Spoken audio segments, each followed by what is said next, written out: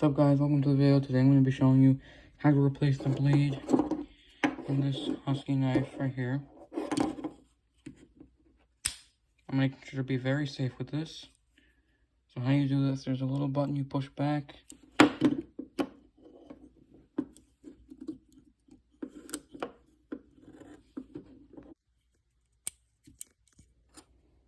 Okay.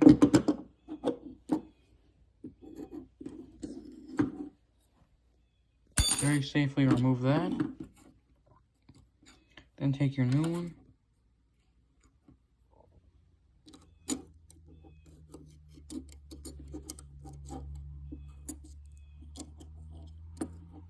Okay, here we go.